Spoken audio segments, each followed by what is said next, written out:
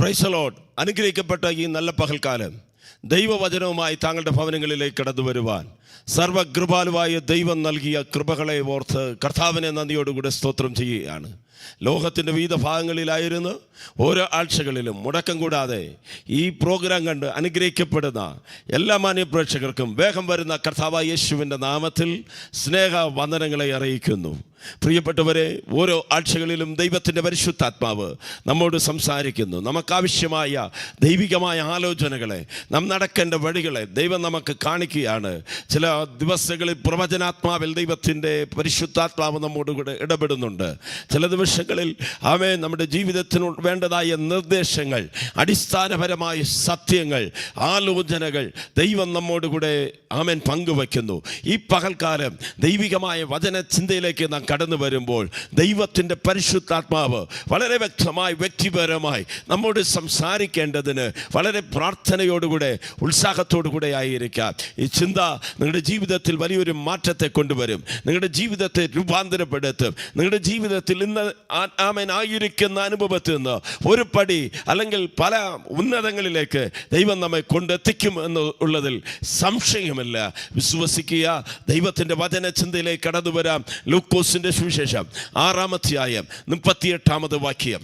കൊടുപ്പീൻ എന്നാൽ നിങ്ങൾക്ക് കിട്ടും. കർത്താവായ യേശു പറഞ്ഞ ഒരു സത്യ ഉപദേശമാണ്. കൊടുപ്പീൻ എന്നാൽ നിങ്ങൾക്ക് കിട്ടും. അമർത്തി കുലുക്കി കവിയുന്ന ഒരു നല്ല അളവ് നിങ്ങളുടെ മടിയിൽ തരും. അമർത്തി കുലുക്കി കവിയുന്ന ഒരു നല്ലൊരളവ് നിങ്ങളുടെ മടിയിൽ തരും. നിങ്ങൾ അളക്കുന്ന അളവിനാൽ നിങ്ങൾ അളക്കുന്ന അളവിനാൽ നിങ്ങൾക്കും അളക്കപ്പെടും. കർത്താവായ യേശു ക്രിസ്തു മത്തായിയുടെ സുവിശേഷം 5, 6, 7 അധ്യായങ്ങളിൽ മലയിൽ കയറി അവൻ ശിഷ്യന്മാരോട് ദേശത്തോട് കാതലായ ഉപദേശങ്ങൾ പറയുകയാണ്. 5, 6, 7 അധ്യായത്തിന് ഗിരിപ്രഭാഷണങ്ങൾ എന്നാണ് നാം വിളിക്കുന്നത്. ഈ മലപ്രദേശത്തിൽ അല്ലെങ്കിൽ ആ മലയിലിരുന്നു കൊണ്ട് ദൈവം പ്രസംഗിച്ചത് വളരെ അടിസ്ഥാനപരമായ സത്യങ്ങളാണ്. സർ ഐസക് ന്യൂട്ടൺ എന്ന് പറയുന്ന ശാസ്ത്രജ്ഞൻ ഒരു വലിയ കണ്ടുപിടുത്തം നടത്തി. അതായത് every action has A reaction. ഓരോ പ്രവർത്തിക്കും അതിന് തുല്യമായ ഒരു എതിർ പ്രവൃത്തി ഉണ്ടെന്ന് അദ്ദേഹം മനസ്സിലാക്കുവാനിടയായി. അപ്പോസ്തലനായ പൗലോസ് ദൈവവചനത്തിൽ നിന്ന് ഇപ്രകാരം എഴുതി, മനുഷ്യൻ എന്ത് വിതയ്ക്കുന്നോ അത് തന്നെ കൊയ്യും. അതെ, ഇത് മാറ്റമില്ലാത്ത പ്രമാണമാണ്. നാം എന്ത് വിതയ്ക്കുന്നോ, നെല്ല് വിതച്ചാൽ ബീൻസ് കിട്ടത്തില്ല. മാങ്ങ വിതച്ചാൽ അതിൽ നിന്ന് മറ്റൊരു വസ്തു വരത്തില്ല. നാം വിതയ്ക്കുന്നത് തന്നെ കൊയ്യും. ഈ സന്ദേശം വളരെ ചിന്തിപ്പിക്കുന്നതാണ്. ആത്മാർത്ഥമായി കേൾക്കുക. ദൈവത്തിൻ്റെ പരിശുദ്ധാത്മാവ് നമ്മോട് സംസാരിക്കുമാറാകട്ടെ. കർത്താവായ യേശു മത്തായി 6-ാം അധ്യായത്തിൽ രഹസ്യത്തിൽ ചെയ്യേണ്ട 3 കാര്യങ്ങൾ പറഞ്ഞു. ഒന്ന്, രഹസ്യത്തിൽ പ്രാർത്ഥിക്കണം. അതുകൊണ്ട് പരസ്യത്തിൽ പ്രാർത്ഥിക്കരുത് എന്നല്ല. പരസ്യത്തിൽ യേശു പ്രാർത്ഥിച്ചിട്ടുണ്ട് പലപ്പോഴും. അങ്ങനെയെങ്കിൽ പരസ്യത്തിൽ പ്രാർത്ഥിക്കേണ്ട വിഷയങ്ങൾക്ക് നമുക്ക് പരസ്യമായി പ്രാർത്ഥിക്കാം. എന്നാൽ രഹസ്യത്തിൽ പ്രാർത്ഥിക്കേണ്ട ചില അടിസ്ഥാനപരമായ വിഷയങ്ങളുണ്ട്. തനിച്ച് നാം സമയം ചെലവഴിക്കണം. തനിച്ച് പ്രാർത്ഥിക്കണം. തനിച്ച് പ്രാർത്ഥിക്കേണ്ട വിഷയത്തിന് തനിച്ച് പ്രാർത്ഥിക്കണം. 2, രഹസ്യത്തിൽ ഉപവസിക്കുക. അങ്ങനെയെങ്കിൽ ഉപവാസം പ്രസിദ്ധമാക്കരുതോ? യോവേൽ പ്രവാചകൻ പറഞ്ഞു, ഇപ്പോഴേ ദേശത്തെ കൂട്ടണം, സഭയെ വിളിക്കണം, ഉപവാസം പ്രസിദ്ധമാക്കണം. എന്നാൽ ഈ 2 വാക്യങ്ങൾ തമ്മിൽ ചേർച്ച കുറവുണ്ടോ? ഇല്ല. രഹസ്യത്തിൽ ഉപവസിക്കേണ്ട വിഷയങ്ങൾക്ക് രഹസ്യത്തിൽ ഉപവസിക്കണം. ഒരു ഉപവാസം, പ്രാർത്ഥന പബ്ലിസിറ്റിക്ക് വേണ്ടിയാകരുത്. മറ്റുള്ളവർ നമ്മെ അഭിനന്ദിക്കുവാൻ വേണ്ടിയാകരുത്. മറ്റുള്ളവർ നമ്മെ ഗ്രീറ്റിംഗ്സ് ചെയ്യുവാൻ വേണ്ടി, മറ്റുള്ളവർ ഇവൻ ഒരു പ്രാർത്ഥനാ പുരുഷനാണ്, ഇവർ ഉപവസിക്കുന്നവരാണ് എന്ന് പരസ്യം ചെയ്യുവാൻ വേണ്ടിയല്ല. ഉപവാസം രഹസ്യത്തിൽ ചെയ്യണം. പരസ്യത്തിൽ ഉപവസിക്കുമ്പോൾ 21 ദിവസം നോട്ടീസ് അടിക്കാതെ ചെയ്താൽ നല്ലതാണോ?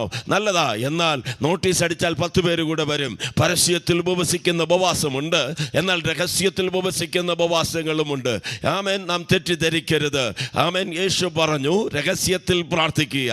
മുറി അടച്ചുകൊണ്ട് നീ അന്തരംഗത്തിൽ നിന്റെ സുഖ സ്വർഗസ്ഥനായ പിതാവിനോട് പ്രാർത്ഥിച്ചാൽ നിനക്ക് ദൈവം പ്രത്യക്ഷമായി മറുപടി തരും.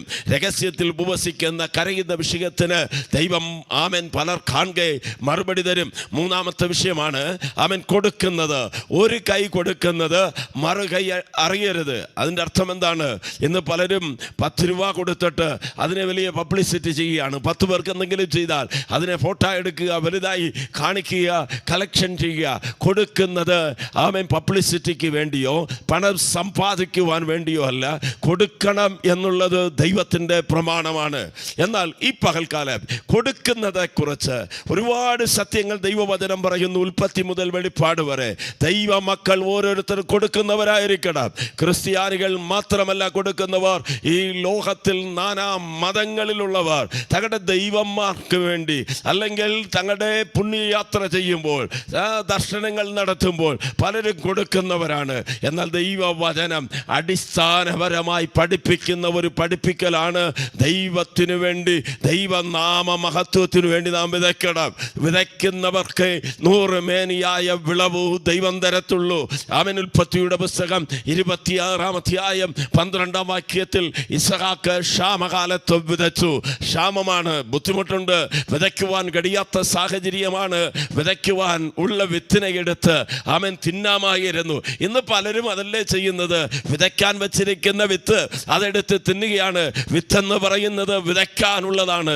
ആമേൻ. നമുക്ക് ദൈവം തരുന്ന നന്മയിൽ, നമുക്ക് തരുന്ന പ്രതിഫലത്തിൽ ആദ്യ ഫലം അല്ലെങ്കിൽ ദശാംശം അത് ദൈവത്തിന് വേണ്ടിയുള്ളത്, ദൈവത്തിന് വേണ്ടി കൊടുക്കേണ്ടതിന് ദൈവത്തിന് വേണ്ടി കൊടുക്കണം. അപ്പോൾ മാത്രമേ അമിക്കി കുലുക്കി നമ്മുടെ മടിയിൽ ദൈവം അടന്ന് തരത്തുള്ളൂ.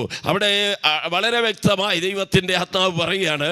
അവൻ കർത്താവായ യേശു ക്രിസ്തു പറയുകയാണ്, നാം ഏത് അളവിനാൽ അളക്കുന്നോ അതേ അളവിനാൽ നമുക്കും അളക്കപ്പെടും.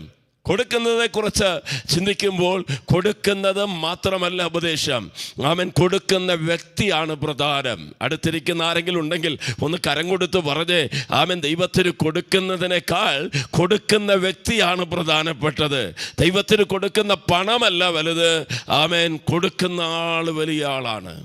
കൊടുക്കുന്ന ആളിനെയാണ് ദൈവം ആഗ്രഹിക്കുന്നത്. ദൈവവചനം ഉൽപ്പത്തിയുടെ പുസ്തകത്തിൽ പ്രകാരം പറയുന്നു, ഹാബേലിനെയും അവൻ്റെ യാഗത്തെയും ദൈവം പ്രസാദിച്ചു.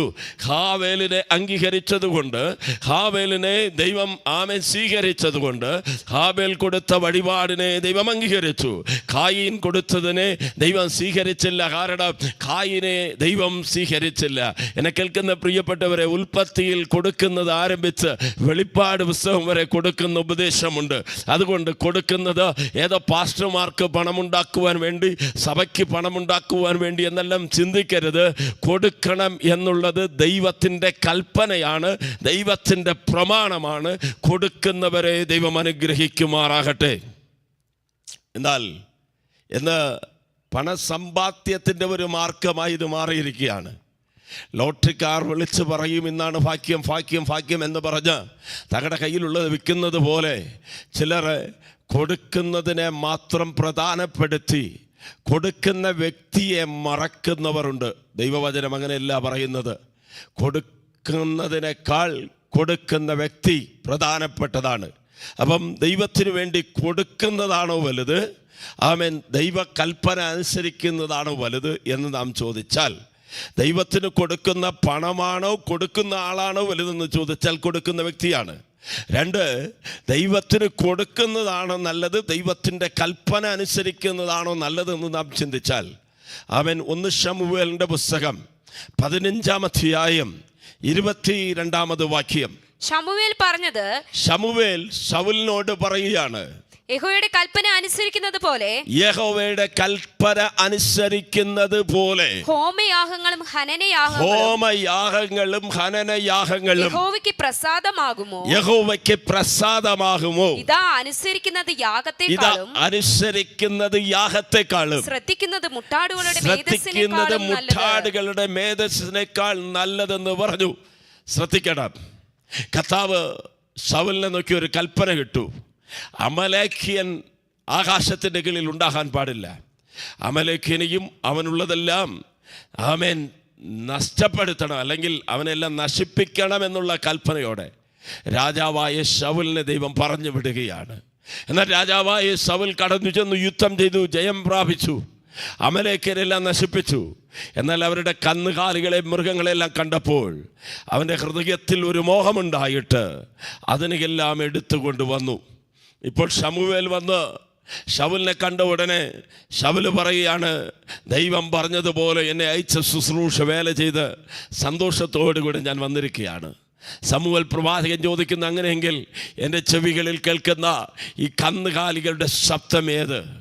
ശൗൽ രാജാവ് പറഞ്ഞു, അത് നിങ്ങളുടെ യഹോവയാം കർത്താവിന് വേണ്ടി ഹോമയാഗമായി അർപ്പിക്കേണ്ടതിന് അന്യദേശത്ത് നിന്ന് ഞാൻ കൊണ്ടുവന്ന നല്ല വസ്തുക്കളാണ്.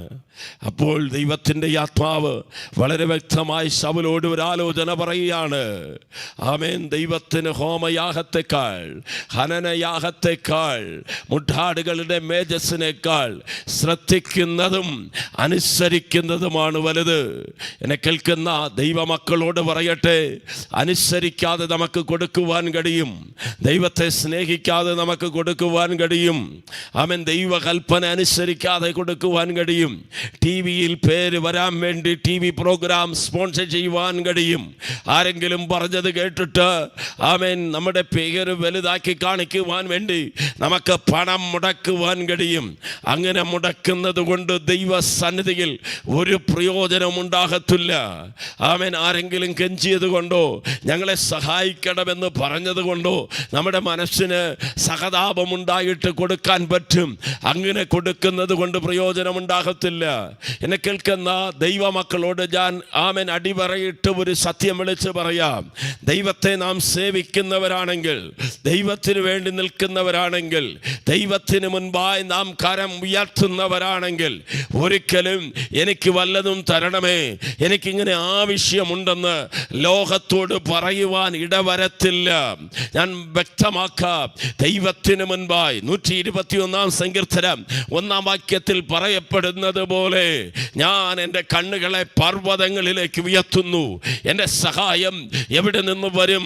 ആകാശത്തെയും ഭൂമിയും നിർമ്മിച്ച യഹോവയിൽ നിന്ന് വരുന്നു എന്ന് ദൈവത്തിന് മുൻപായി കരമുയർത്തുന്ന ഒരു ഭക്തൻ ഈ ലോകത്തിലെ ജനത്തിന് മുൻപായി, എനിക്ക് മിനിസ്ട്രിക്ക് ഇങ്ങനെ ആവശ്യമുണ്ട്, എനിക്ക് സാമ്പത്തികമായ ആവശ്യമുണ്ട്, ദൈവവേലയ്ക്ക് ഇങ്ങനെ ആവശ്യമുണ്ട്, സഹായിക്കണമേ എന്ന് പറയേണ്ട ആവശ്യമില്ല.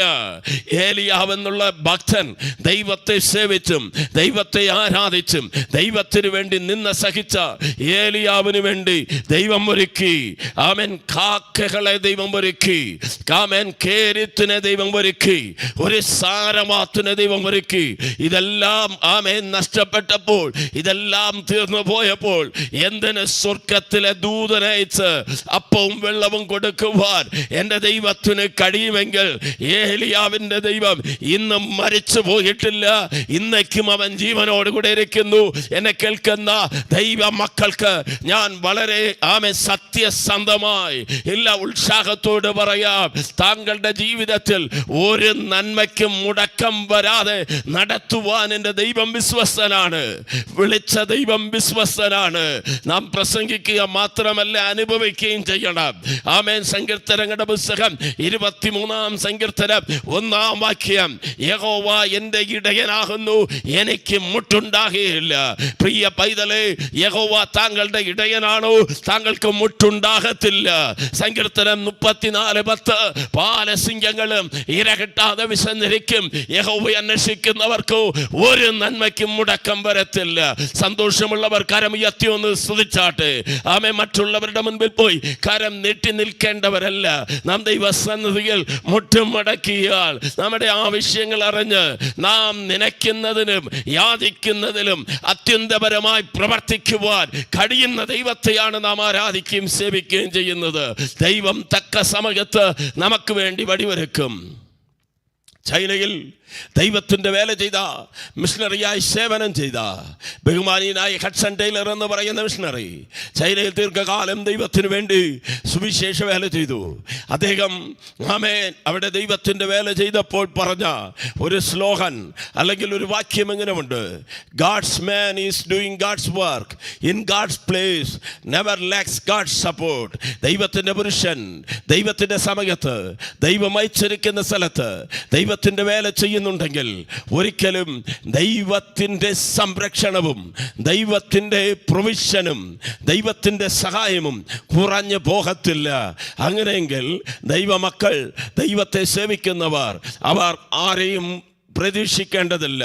അപ്പം നാം കൊടുക്കുന്നത് ദൈവവേലയ്ക്ക് ആമേൻ കൈത്താങ്ങൽ കൊടുക്കുന്നത് നല്ലതാണ്. എന്നാൽ ആമേൻ കൊടുക്കണം എന്നുള്ള നിർബന്ധം കൊണ്ടല്ല നാം കൊടുക്കേണ്ടത്. അത് നമ്മിൽ വിടുന്ന കടമ എന്നുള്ള മനസ്സിലാക്കി നാം കൊടുക്കുക. നാം കൊടുത്താലും കൊടുത്തില്ലെങ്കിലും ദൈവപ്രവൃത്തി നടക്കും. നാം കൊടുത്താലും കൊടുത്തില്ലെങ്കിലും ദൈവത്തിൻ്റെ വേലകളെ ദൈവം നടത്തും. എന്നാൽ നാം കൊടുക്കണമെങ്കിൽ കൊടുക്കുന്നവർക്ക് ചില വ്യവസ്ഥകൾ ദൈവവചനം പറയുന്നു. ഒന്ന്, അനുസരണമുള്ളവരായി കൊടുക്കുക. എന്തനുസരിക്കുക? ദൈവവചനം അനുസരിച്ചിട്ട് ദൈവത്തിൻ്റെ സത്യം സ്വീകരിച്ച് ദൈവവേല ചെയ്യുന്ന ആമേൻ പ്രിയപ്പെട്ടവരായി നാം മാറണം. ദൈവത്തിൻ്റെ വചനം അനുസരിച്ച് വചനപ്രകാരം നമ്മുടെ ജീവിതത്തിൽ വരുത്തേണ്ട ക്രമീകരണങ്ങൾ വരുത്തുമ്പോഴാണ് നമ്മുടെ ജീവിതത്തിൽ മാറ്റമുണ്ടാകുന്നത്. അങ്ങനെയെങ്കിൽ ഒന്നാമത് എങ്ങനെ കൊടുക്കുക? കൊടുപ്പിൻ എന്നാൽ നിങ്ങൾക്ക് ലഭിക്കും. എങ്ങനെ കൊടുക്കണം? ദൈവവചനം അനുസരിച്ച് കൊണ്ട് കൊടുക്കുക. രണ്ടാമത് എങ്ങനെ കൊടുക്കണമെന്ന് ദൈവത്തിൻ്റെ ആലോചനയായി ദൈവവചനം പറയുന്നു. ഹല്ലേലൂയ. മത്തായിയുടെ സുവിശേഷം 19-ാം അധ്യായം 16-ാം വാക്യം മുതൽ ചില വാക്യങ്ങൾ നാം വായിച്ചാൽ അവിടെ ധനവാനായ ഒരു യൗവനക്കാരെ കുറിച്ച് ദൈവവചനം പറയുന്നു. യേശുവിൻ്റെ അടുത്ത് വന്നിട്ട് നിരാശയോട് പോയ അവൻ ഈ മനുഷ്യനെ അല്ലാതെ യേശുവിൻ്റെ അടുത്ത് വന്നിട്ട് തൻ്റെ ജീവിതത്തിന് പ്രശ്നത്തിന് പരിഹാരം വരാതെ പോയവർ ആരും വേദപുസ്തകത്തിലില്ല. ഞാൻ ഒരിക്കൽ കൂടെ പറയാം, യേശുവിൻ്റെ പരസ്യ ശുശ്രൂഷകൾ 3.5 വർഷക്കാല ശുശ്രൂഷകൾ ഇല്ല 33.5 വർഷക്കാല ജീവിതത്തിൽ യേശുവിൻ്റെ അടുത്ത് വന്നിട്ട് ദുഃഖത്തോട് ഒരു വ്യക്തി പോലും പോയിട്ടില്ല. യേശുവിൻ്റെ അടുത്ത് വന്നിട്ട് പ്രശ്നം പരിഹരിക്കാതെ ഒരു വ്യക്തി പോലും പോയിട്ടില്ല. യേശുവിൻ്റെ അടുത്ത് വന്നിട്ട് സൗഖ്യം പ്രാപിക്കാതെ ഒരാൾ പോയിട്ടില്ല. യേശു തൊട്ട മരിച്ചവരാകട്ടെ അവർ സൗഖ്യമായി എഴുന്നേറ്റിട്ടുണ്ട്. യേശു അത്ഭുതങ്ങളും അടയാളങ്ങളും വീര്യപ്രവർത്തികളും ചെയ്തു. എന്നാൽ ഈ വേദഭാഗം നാം വായിക്കുമ്പോൾ 19-ാം അധ്യായത്തിൽ ആമേൻ നാം ഈ സംഭവം ഇങ്ങനെ കാണുന്നു. ആമേൻ യേശുവിൻ്റെ അടുത്ത് ധനവാനായ ആമേൻ ഐശ്വര്യവാനായ ഒരു യൗവനക്കാരൻ വരികയാണ്. അവൻ യേശുവിനോട് ചില ചോദ്യം ചോദിക്കുന്നു. യേശുവിനെ നല്ലവനെന്ന് പറയുന്നു. യേശു പറയുകയാണ്, പിതാ അല്ലെങ്കിൽ ദൈവം ഒരുവനല്ലാതെ ആരും നല്ലവനില്ലല്ലോ. ഇപ്പോൾ അടുത്ത സംഭാഷണം തുടങ്ങുകയാണ്. ഞാൻ സ്വർഗരാജ്യത്തിൽ പ്രവേശിക്കുവാൻ എന്ത് ചെയ്യണം? കർത്താവ് പറഞ്ഞു, കൽപ്പനകളെ അനുസരിക്കണം. അവൻ യേശുവിനോട് വീണ്ടും ചോദിക്കുന്നു, എന്താണ് കൽപ്പന? യേശു പറഞ്ഞു, ഹല്ലേലൂയ, കൊല ചെയ്യരുത്, വ്യഭിചാരം ചെയ്യരുത്, കളവ് ചെയ്യരുത്, ആമേൻ ഹല്ലേലൂയ, മറ്റുള്ളവരുടെ മോഹിക്കരുത് എന്ന് വേണ്ട ആമേൻ ബൈബിളിൽ പറയപ്പെട്ടിരിക്കുന്ന ആ 10 കൽപ്പനകൾ യേശു പറഞ്ഞു. അവൻ അവിടെ പറയുകയാണ്, ഇതെല്ലാം ഞാൻ എൻ്റെ ചെറുപ്രായം മുതൽ അവൻ കൈക്കൊണ്ടുവരുന്നു. ഹല്ലേലൂയ. ഇനി എനിക്ക് ഏതെങ്കിലും ഒരു കുറവുണ്ടോ എന്ന് മനസ്സിലാക്കുവാൻ യേശുവിനെ അവൻ നോക്കുമ്പോൾ യേശു പറയുകയാണ്, നിനക്ക് ഒരു കുറവ് കൂടെ ഉണ്ട്. അവൻ എന്താണ് കുറവ്? നിനക്ക് പണമുണ്ട്, ധനമുണ്ട്, സ്വത്തുണ്ട്, സുഖങ്ങളുണ്ട്. നീ സമ്പന്നനാകുവാൻ ആഗ്രഹിച്ചാൽ, നീ സമ്പൂർണനാകുവാൻ ആഗ്രഹിച്ചാൽ നിനക്കുള്ളതിനെ വിറ്റ് ദരിദ്രർക്ക് കൊടുക്കുക, നിനക്കുള്ളതെ വിറ്റ് കഷ്ടപ്പെടുന്നവർക്ക് കൊടുക്കുക, ഏഴകൾക്ക് കൊടുക്കുക. ഇത് കേട്ടപാടെ അവൻ ഹല്ലേലൂയ വലിയ ദ്രവ്യ സമ്പന്നനായിരുന്നത് കൊണ്ട്, ധനവാനായിരുന്നത് കൊണ്ട്, തൻ്റെ പണത്തെ അവൻ സ്നേഹിച്ചത് കൊണ്ട്, ദൈവത്തെക്കാൾ തൻ്റെ പണത്തെ അവൻ സ്നേഹിച്ചത് കൊണ്ട്, ദൈവത്തെക്കാൾ തൻ്റെ സ്വത്തിനെ സ്നേഹിച്ചത് കൊണ്ട് അവൻ ദുഃഖിതനായി യേശുവിൻ്റെ സന്നിധി വിട്ടു പോകുവാനിടയായി. എന്നെ കേൾക്കുന്ന പ്രിയപ്പെട്ടവരെ, പണം നിത്യജീവൻ തരത്തില്ല. ഈ പണം സ്വർഗത്തിൽ വരത്തില്ല. പണം കല്ലറക്കകത്ത് പോലും വരത്തില്ല. ഈ പണം ഹല്ലേലൂയ ലോകത്തോട് തീരും. എന്നാൽ നിത്യതയിൽ നമുക്ക് ദൈവം വീട് പണിയുമ്പോൾ നമ്മുടെ ഭവനം മനോഹരമാകണമെങ്കിൽ ആമേൻ ഇവിടെ നാം വിതയ്ക്കുന്നതിൻ്റെ പ്രതിഫലം അവിടെ അറുക്കുവാനിടയാകും. മത്തായിയുടെ സുവിശേഷം 25-ാം അധ്യായത്തിൽ കർത്താവ് യേശു പ്രകാരം പറഞ്ഞു, ആമേൻ ഹല്ലേലൂയ, തൻ്റെ ഇടത്ത് ഭാഗത്ത് തൻ്റെ വലത്ത് ഭാഗത്തായി ചെമ്മരിയാടുകളെയും വെള്ളാടുകളെയും ദൈവം വേർതിരിച്ചുകൊണ്ട് ആമേൻ തൻ്റെ വലത്ത് ഭാഗത്ത് നിൽക്കുന്നവരെ നോക്കി പറഞ്ഞു, എൻ്റെ പിതാവിനാൽ അനുഗ്രഹിക്കപ്പെട്ടവരെ, ലോകസ്ഥാപനങ്ങൾക്ക് മുൻപായി നിങ്ങൾക്ക് വേണ്ടി ഒരുക്കപ്പെട്ടിരിക്കുന്ന നല്ലൊരു അവകാശത്തിലേക്ക് നിങ്ങൾ വരണം. ഹല്ലേലൂയ. എന്നിട്ട് യേശു അവരെ നോക്കി പറഞ്ഞു, ഞാൻ ഹല്ലേലൂയ വിശപ്പുള്ളവനായിരുന്നു, നിങ്ങൾ എനിക്ക് ഭക്ഷിക്കുവാൻ തന്നു. ഞാൻ നഗ്നനായിരുന്നു, നിങ്ങൾ എനിക്ക് ഉടുക്കുവാൻ വസ്ത്രം തന്നു. ഞാൻ കാരാഗൃഹത്തിലായിരുന്നു, നിങ്ങൾ എന്നെ കാണുവാൻ വന്നു. ഞാൻ രോഗിയായിരുന്നു, നിങ്ങൾ എന്നെ അന്വേഷിച്ചു. അപ്പോൾ അവർ ചോദിക്കുകയാണ്, ഇതെല്ലാം ഞങ്ങൾ എപ്പോൾ ചെയ്തു? കർത്താവ് പറഞ്ഞു, ഈ ചെറിയരിൽ ഒരുത്തർക്ക് നിങ്ങൾ എന്ത് ചെയ്തു അത് എനിക്ക് ചെയ്തു. എന്നെ കേൾക്കുന്ന പ്രിയപ്പെട്ടവരെ, ദൈവവേലയ്ക്ക് വേണ്ടി കൊടുക്കുന്നത് മാത്രമല്ല, ഏഴകളുണ്ട്, ദരിദ്രരുണ്ട്, വിധവകളുണ്ട്, അനാഥകളുണ്ട്, കഷ്ടപ്പെടുന്നവരുണ്ട്. അവർക്ക് നമ്മുടെ കരം നീട്ടുവാൻ ദൈവം സഹായിക്കുമാറാകട്ടെ. കൊടുപ്പീൻ, എന്നാൽ നിങ്ങൾക്കും ലഭിക്കും. കൊടുക്കുന്നത് ഒരു അനുഗ്രഹമാണ്. ഹല്ലേലൂയ, അനുസരണത്തോടുകൂടെ കൊടുക്കുക. 2, ഹല്ലേലൂയ, ദുഃഖമില്ലാതെ ദൈവത്തിന് വേണ്ടി കൊടുക്കുന്നത് സന്തോഷമായി കൊടുക്കണം. പഴയ നിയമത്തിൽ നിന്ന് ഒരു ഉദാഹരണം പറയുവാണെങ്കിൽ 1 ദിനവൃത്താന്തങ്ങളുടെ പുസ്തകം 29-ാം അധ്യായത്തിന്റെ 7, 8, 9 വാക്യങ്ങൾ. ദേവാലയത്തിന്റെ വേലയ്ക്കായിട്ട് അവർ 5000 താലന്ത് പൊന്നും 10,000 തങ്കക്കാശും 10,000 താലന്ത് വെള്ളിയും 18,000 താലന്ത് താമ്രവും 100,000 താലന്ത് ഇരുമ്പും കൊടുത്തു. രത്നങ്ങൾ കൈവശമുള്ളവർ അവയെ ഗെർശോന്യനായ യെഹീയേൽ മുഖാന്തരം യഹോവയുടെ ആലയത്തിലെ ഭണ്ഡാരത്തിലേക്ക് കൊടുത്തു. അങ്ങനെ ജനം മനഃപൂർവ്വമായി കൊടുത്തത് കൊണ്ട് അവർ സന്തോഷിച്ചു. അങ്ങനെ ജനം മനഃപൂർവ്വമായി കൊടുത്തത് കൊണ്ട് ജനം സന്തോഷിച്ചു. കൊടുത്തത് ഒന്ന് ശ്രദ്ധിച്ച്, അവൻ ആ വാക്യങ്ങൾ ഒന്ന് ശ്രദ്ധിച്ചാൽ, കൊടുത്തത് താങ്കൾക്ക് നഷ്ടം വരത്തക്ക നിലയിൽ വിലയേറിയ വസ്തുക്കൾ, വെള്ളി, പൊന്ന്, വിലയേറിയ കല്ലുകൾ, രത്നങ്ങൾ, തങ്ങളുടെ കരങ്ങളിൽ ഉണ്ടായിരുന്നതിൽ ഏറ്റവും ശ്രേഷ്ഠമായത് ദൈവത്തിന് വേണ്ടി കൊടുത്തു. കൊടുത്തത് കൊണ്ട്, എങ്ങനെ കൊടുത്തു? മനഃപൂർവ്വമായി ദൈവവേലയ്ക്ക് വേണ്ടി കൊടുത്തത് കൊണ്ട് അവരുടെ ഹൃദയം സന്തോഷിച്ചു. പ്രിയപ്പെട്ടവരെ, ദൈവത്തിന് കൊടുക്കുന്നത് സന്തോഷമുളവാക്കണം.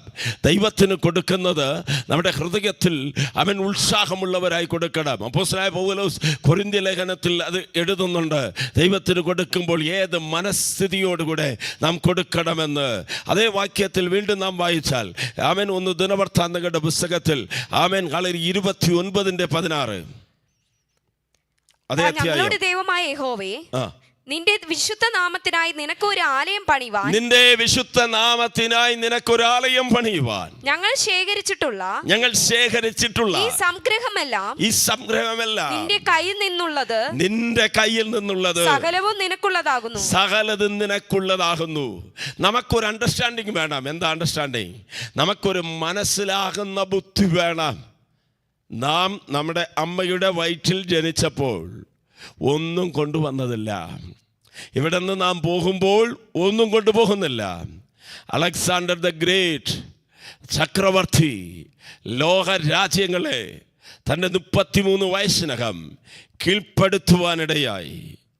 ആ അലക്സാണ്ടർ സമുദ്രത്തെ നോക്കി പറഞ്ഞു, ഹേ കടലേ, സമുദ്രമേ, നീ കരയായിരുന്നാൽ നിന്നെയും ഞാൻ അടക്കി പിടിക്കുമായിരുന്നു. സകലതും അടക്കി പിടിച്ച അലക്സാണ്ടർ ദ ഗ്രേറ്റ് അമ്മയെ കാണുവാൻ സമയമില്ലായിരുന്നു. തനിക്കൊരു കുടുംബമോ ജീവിതമോ ഉണ്ടായില്ല. എന്നാൽ പെട്ടെന്ന് അസുഖബാധിതനായി, രോഗക്കിടക്കയിലായി, തൻ്റെ കൂടെയുള്ള, തൻ്റെ പട്ടാളത്തിലുള്ള ഉന്നതന്മാരായ വൈദ്യന്മാർ തന്നെ ചികിത്സിച്ചു. അവരെ കൊണ്ട് തന്നെ രക്ഷപ്പെടുത്തുവാൻ കഴിഞ്ഞില്ല. തൻ്റെ ദ്രവ്യം, തൻ്റെ പണമെല്ലാം അവർക്ക് കൊടുത്തു. അവർ പറഞ്ഞു, പണം കൊണ്ടുവന്ന് നേടുവാൻ കഴിയത്തില്ല.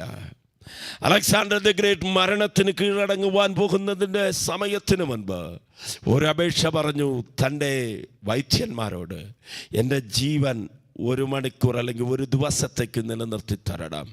എൻ്റെ അമ്മയെ മരിക്കുന്നതിന് മുൻപ് ഒരു കണ്ണ് കാണണം.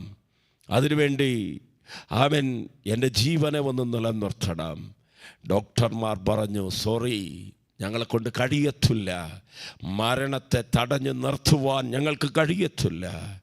അലക്സാണ്ടർ വേഗം തൻ്റെ ഉന്നതന്മാരായ അധികാരികളെ വിളിച്ചിട്ട് പറഞ്ഞു, ഇതാ ഞാൻ മരിച്ചു പോകുകയാണ്.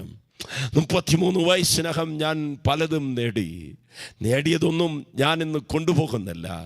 ഞാൻ മരണത്തിന് കീഴടങ്ങുവാൻ പോകുകയാണ്. ഞാൻ മരിക്കുമ്പോൾ ഒരു സത്യം ഞാൻ മനസ്സിലാക്കിയിട്ടുണ്ട്. അതുകൊണ്ട് എൻ്റെ അടക്കത്തിന് പോകുമ്പോൾ നിങ്ങളത് ചെയ്യണം. ഒന്ന്, എൻ്റെ ശവപ്പെട്ടിയിൽ എന്നെ വയ്ക്കുമ്പോൾ ശവപ്പെട്ടിയിൽ 2 ദ്വാരമുണ്ടാക്കി എൻ്റെ 2 കരങ്ങളെയും പുറത്തേക്കിടണം. ലോകത്തോട് വിളിച്ചു പറയണം, അലക്സാണ്ടർ ദ ഗ്രേറ്റ് നഗ്നനായി ലോകത്തിലേക്ക് വന്നു, നഗ്നനായി ലോകം വിട്ടുപോകുന്നു, വെറുങ്കയ്യനായി വന്നു, വെറുങ്കയ്യനായി പോകുന്നു. ഈ ലോകത്തിൽ നിന്ന് ഒന്നും സമ്പാദിച്ചത് കൊണ്ടുപോകുന്നില്ല. 2, ഈ ചുറ്റിൽ നിൽക്കുന്ന വൈദ്യന്മാർ, ഡോക്ടർമാർ എൻ്റെ ശവപ്പെട്ടി ചുമക്കണം. നിങ്ങൾ ലോകത്തോട് വിളിച്ച് പറയണം, വൈദ്യശാസ്ത്രം കൊണ്ട്, മെഡിക്കൽ സയൻസിന്, ഈ വിദ്വാൻമാർക്ക് എൻ്റെ ജീവനെ മടക്കി തരുവാൻ കഴിഞ്ഞില്ല എന്ന് പറയണം. 3, ഞാൻ സമ്പാദിച്ച ദ്രവ്യങ്ങൾ, പണം, ഹല്ലേലൂയ, നാണയങ്ങൾ, സ്വർണം, വെള്ളി, ഇതെല്ലാം എൻ്റെ അടക്ക സമയത്ത് നിങ്ങൾ റോട്ടിൽ വലിച്ചെറിഞ്ഞു കൊണ്ടുപോകണം. ജനത്തോട് പറയണം, ഈ പണം എന്നെ രക്ഷിച്ചില്ല.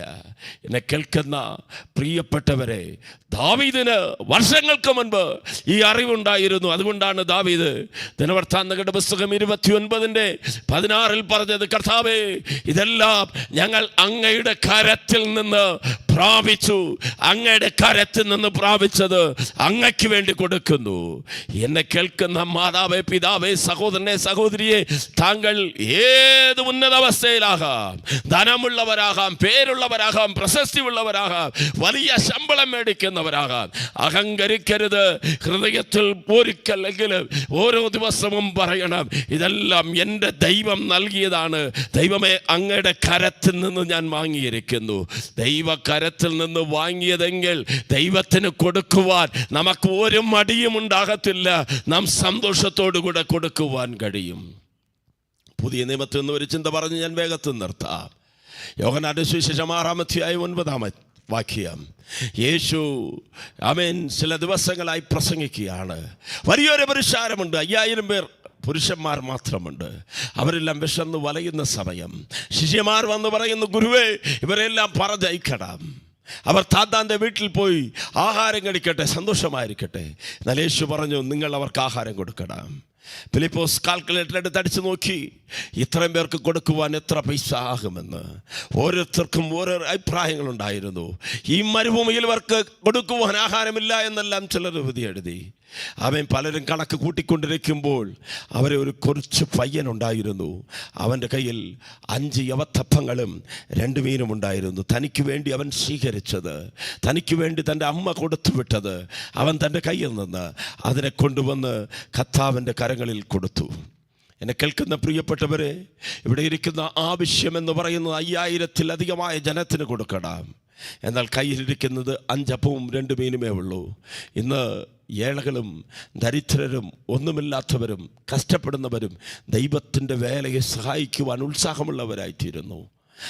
യേശു ദേവാലയത്തിലിരുന്നപ്പോൾ ദേവാലയത്തിൽ കാണിക്കയിടുന്നവരെ നോക്കി 2 വെള്ളിക്കാശിട്ട ആ വിധവയായ സ്ത്രീയെ യേശു പ്രശംസിച്ചു. കാരണം എന്താ? തനിക്കുള്ളതെല്ലാം അവൾ കൊടുക്കുവാനിടയായി. തന്നെ കൊടുത്തിട്ട് അവൾ തനിക്കുള്ളത് കൊടുത്തു. ഈ കൊച്ചു പൈതൽ അവൻ്റെ ഹൃദയത്തിൽ കൊടുക്കുന്ന ഒരു ശീലമുണ്ടായിരുന്നു.